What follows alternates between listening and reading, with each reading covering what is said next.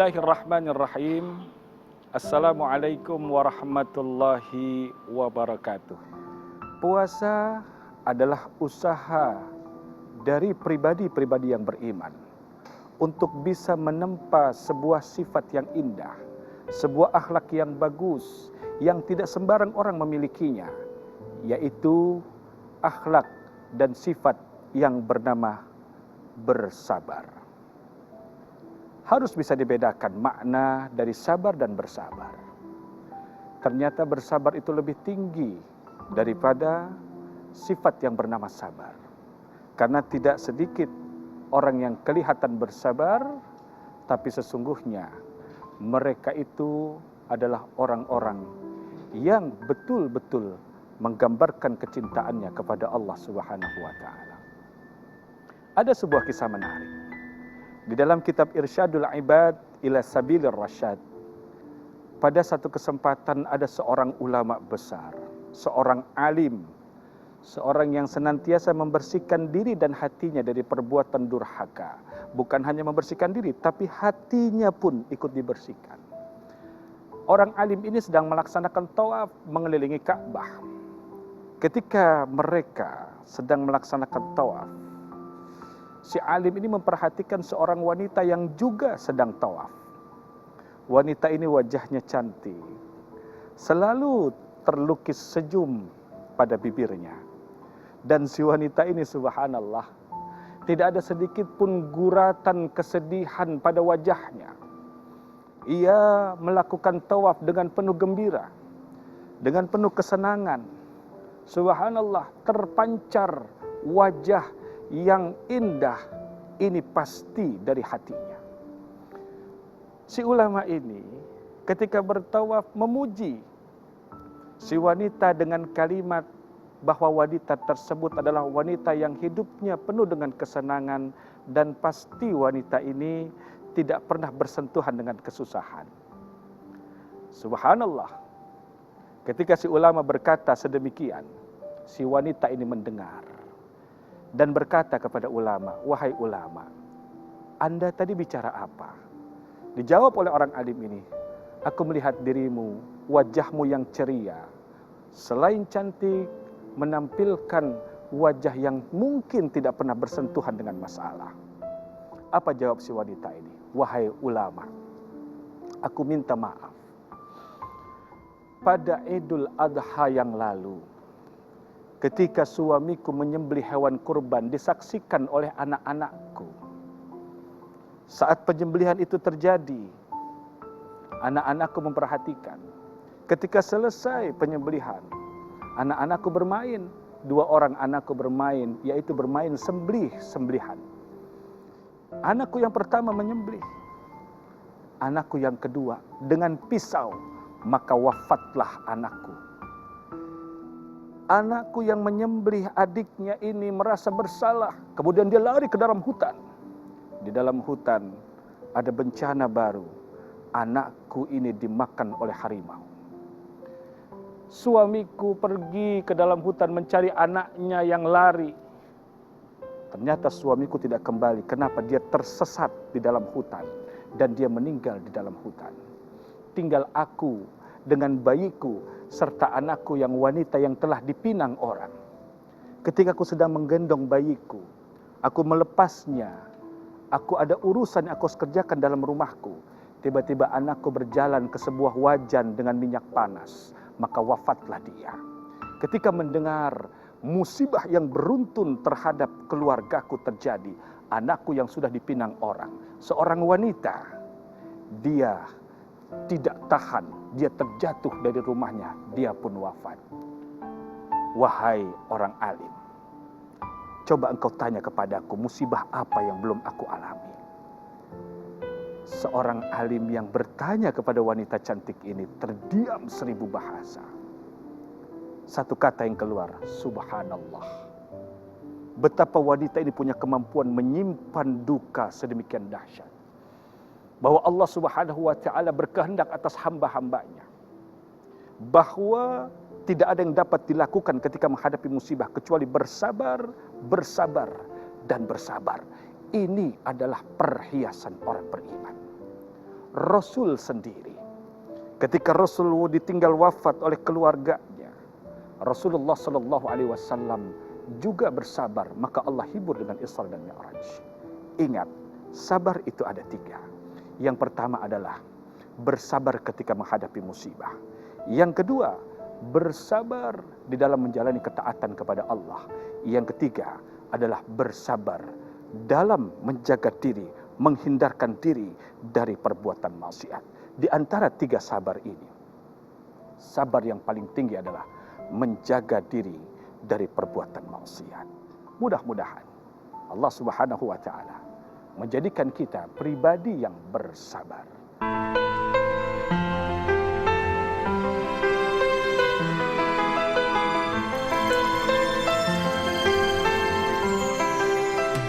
Pemirsa, dalam menghadapi anak kita memang harus senantiasa bersabar.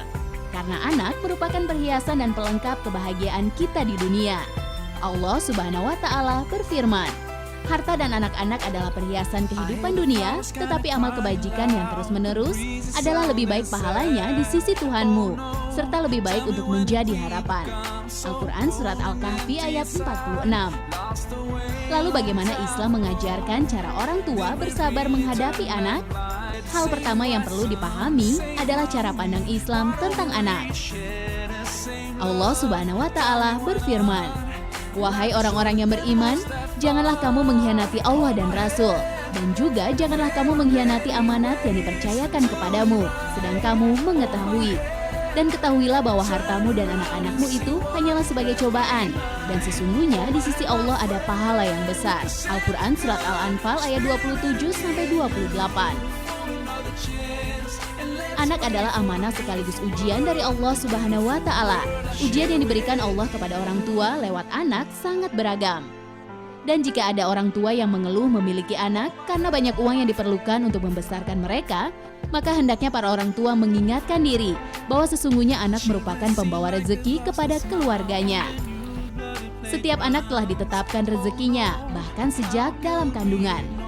Allah Subhanahu wa taala berfirman, sungguh Allah dialah pemberi rezeki yang mempunyai kekuatan lagi sangat kokoh. Al-Quran Surat Az-Zariyat ayat 58. Pemirsa Mozaik Islam, bagi Anda yang memiliki anak usia balita, seberapa sering Anda tidak bisa menahan emosi diri saat menghadapi si kecil? Apalagi kalau buah hati kita menunjukkan sikap yang kurang baik. Bersikap tenang kepada anak yang tingkah polanya menguras kesabaran memang tidak mudah. Dibutuhkan usaha ekstra, apalagi jika kita memiliki sifat pemarah. Rasulullah Shallallahu Alaihi Wasallam bersabda, barang siapa yang mensabar-sabarkan diri atau berusaha untuk sabar, maka Allah akan menjadikannya seorang yang sabar. Hadis riwayat Bukhari. Menanamkan akidah yang kokoh adalah tugas utama orang tua. Orang tualah yang akan sangat mempengaruhi tumbuh dan berkembangnya sendi-sendi agama dalam diri anak. Setiap anak dilahirkan dalam keadaan fitrah. Ibu dan bapaknya lah yang menjadikannya Yahudi, Nasrani, atau Majusi. Hadis riwayat Bukhari. Penanaman akidah Islam dapat dilakukan sejak dini. Sejak bayi dalam kandungan, seorang ibu bisa memulainya dengan sering bersenandung mengagungkan asma Allah. Allahu Akbar. Diharapkan jika sang buah hati sudah terdidik secara akidah dan terhubung dengan sang pencipta sejak dini, maka akan lebih mudah bagi orang tua untuk mengajari hal lain, seperti mengajari dalam berperilaku dan bertata krama. Dalam meluruskan perilaku anak yang nakal, kita sebagai orang tua boleh memberikan hukuman. Dengan tujuan hanya untuk mendidik anak. Dan perlu diingat, pukulan atau sabetan yang diberikan hanyalah bentuk kasih sayang orang tua kepada anak. Pemirsa, sedari kecil biasakanlah anak untuk ikut beribadah, baik di rumah maupun di masjid. Meski terkadang si kecil tidak bisa terkontrol pola tingkahnya. Dari Syaddad bin Al-Had berkata, Rasulullah SAW sholat zuhur atau asar bersama kami. Saat itu beliau menggendong Al-Hasan atau Al-Husain. Beliau meletakkannya lalu bertakbir, maka beliau sujud di dalam sholatnya dengan panjang.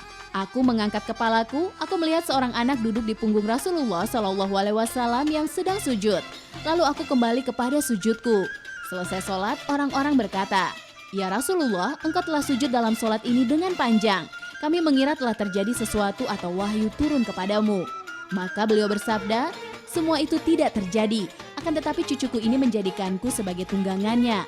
Aku tidak ingin segera menyudahinya sehingga dia menyelesaikan keinginannya. Hadis riwayat An-Nasa'i dan Ahmad.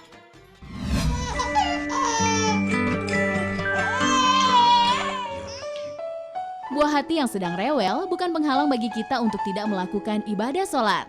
Ayah ibu hanya perlu bersabar dan tetap melaksanakan sholat dengan menggendong anak. Rasulullah Shallallahu Alaihi Wasallam pernah menggendong Umamah binti Zainab, cucu beliau sendiri ketika sholat. Ketika sujud beliau meletakkannya dan ketika berdiri beliau menggendongnya kembali. Hadis riwayat Bukhari Muslim. Begitulah anak-anak dengan ketidaktahuannya. Janganlah dimarahi karena Rasulullah Shallallahu Alaihi Wasallam pun tidak marah dengan tingkah pola cucu beliau. Pemirsa, sebagai orang tua yang baik, kita harus senantiasa bersabar dalam menghadapi buah hati.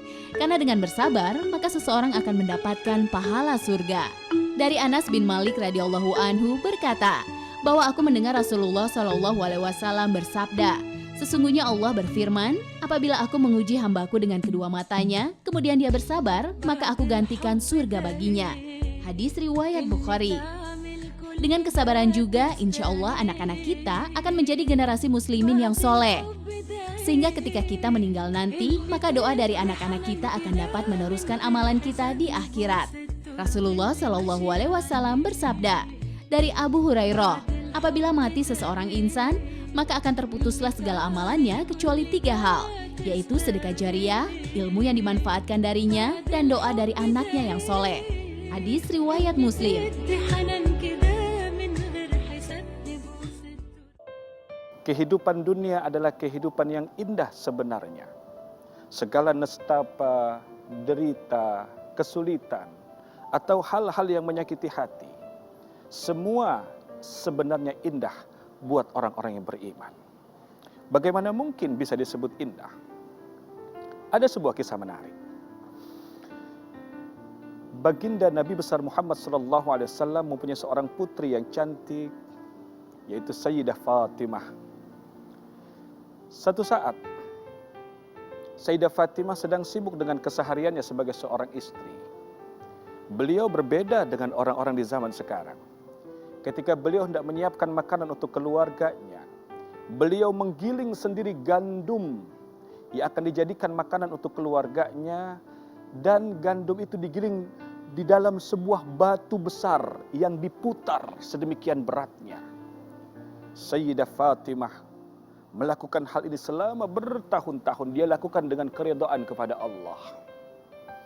Bahkan karena rutinnya beliau menggiling gandum, sehingga pada dadanya itu ada kulit yang tebal akibat dari bersentuhan dengan batu penggiling gandum. Satu kesempatan, duka menghampiri diri Sayyidah Fatimah. Ketika beliau sedang berduka meneteskan air mata sambil menggiling gandum, datanglah baginda Nabi besar Muhammad SAW. Beliau langsung duduk di samping Sayyidah Fatimah yang sedang berduka, yang sedang menangis, yang sedang bersedih hatinya. Kemudian Rasulullah SAW dapat merasakan apa derita dan kesulitan serta kesusahan yang dirasakan oleh putrinya ini. Maka Rasulullah SAW langsung berdiri dan memukul gilingan gandum yang terbuat dari batu tersebut dengan satu pukulan. Maka langsung berputar sendiri penggiling gandum dari batu besar itu dengan kecepatan tinggi. Ulama mengatakan, apabila ada gandum dari ujung timur sampai ujung barat dimasukkan dalam batu yang sedang berputar dengan kecepatan tinggi itu, maka akan tergiring dengan halus. Kemudian dipukul lagi oleh Rasulullah, diam. Berkata Rasul kepada putrinya, apakah ini yang kau inginkan? Akhirnya Rasul mendekati putrinya dan membisikkan sesuatu. Tenanglah putrinya. Ternyata Rasul mengabarkan kepada putrinya bahwa kehidupan dunia ini sifatnya sementara. Sungguh kehidupan akhirat adalah kehidupan yang abadi dan selamanya. Pemirsa, di dalam Al-Quran disebutkan, Bismillahirrahmanirrahim. Ya ayyuhalladzina amanu qu anfusakum wa ahlikum nara waquduha an-nasu wal hijarah. Di dalam ayat ini Allah Subhanahu wa taala menerangkan kepada kita bahwa bagi orang yang beriman harus wajib menjaga diri dan keluarganya dari apa? Dari api neraka. Kenapa? Karena api neraka itu selalu menyala. Sebab menyalanya dikarenakan ada bahan bakarnya. Al-Quran menerangkan bahwa bahan bakar api neraka itu hanya dua. Yang pertama adalah manusia. Boleh jadi manusia ini adalah suami kita, anak kita, istri kita, atau siapapun yang kita cintai. Dan yang kedua adalah batu. Di dalam beberapa riwayat, termasuk kisah yang tadi saya ceritakan, batu itu ketakutan kepada Allah. Dikhawatirkan nanti di yaumil mahsyar batu itu yang menjadi bagian daripada bahan bakar api neraka. Bahkan dalam riwayat yang lain, ada sebuah gunung yang ketakutan berbicara dengan Rasulullah. Kenapa? Dikhawatirkan gunung itu pun akan menjadi bagian daripada bahan bakar api neraka. Pemirsa, dari kisah tadi, kita bisa mengambil sebuah kesimpulan bahwa setiap orang di dunia ini menjalankan perannya. Apabila dalam menjalani peran tersebut, ada hal yang tidak kita sukai, ada hal yang menyakiti hati, ada hal yang menguji diri, ada hal yang tidak sesuai dengan apa yang kita inginkan, maka tidak ada yang lain yang dapat kita lakukan kecuali bersabar, bersabar, dan bersabar demi mendapatkan kemuliaan dari Allah Subhanahu wa taala. Orang-orang saleh, mereka justru tidak nyaman ketika kehidupannya penuh dengan kenikmatan. Mereka justru meminta kepada Allah diuji. Dikarenakan sabda Rasulullah sallallahu alaihi wasallam bahwa boleh jadi dari amal ibadah kita ada yang tidak bisa mengangkat derajat kita. Namun dengan Allah menguji diri kita, menyakiti diri kita, atau apapun bentuknya ujian yang datang dari Allah, ini boleh jadi bila kita bersabar, maka kita akan mendapatkan kemuliaan dari Allah Subhanahu wa taala.